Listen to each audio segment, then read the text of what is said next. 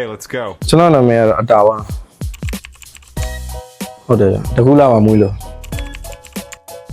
တကြံအဲ့တော့အင်ရပေးတာပေါ့နော်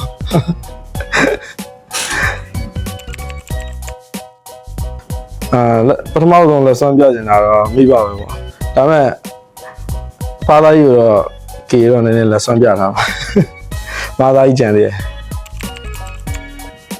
တင်လန်းပြီးရင်အိမ်ပြန်ဖို့စီစဉ်ရှိတယ်အိမ်ပြန်ပြီးတော့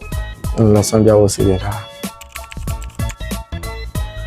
ကျွန်တော် before 7အောင်စတည်ရတော့ဆရာမအချင်းပါဆရာမအချင်းကိုအထူးအားကြအောင်စတည်ရလဲဆရာမကိုစတည်ရဆရာမ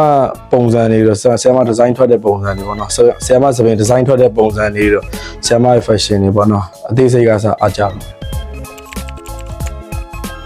အားကစားပိုင်းမျိုးအဲ့လိုမျိုးလုံးဝဘယ်လိုပြောမလဲအားကြတဲ့ဟာတော့မရှိဘူးပေါ့လောက်ရတော့မဟုတ်ဘောလုံးတို့ချင်းလို့အကြီးမားဆုံးအခက်အခဲကတော့အိမ်ကခွင့်ပြုချက်တောင်းတာပဲအိမ်ကလုံးဝခွင့်မပြုပါ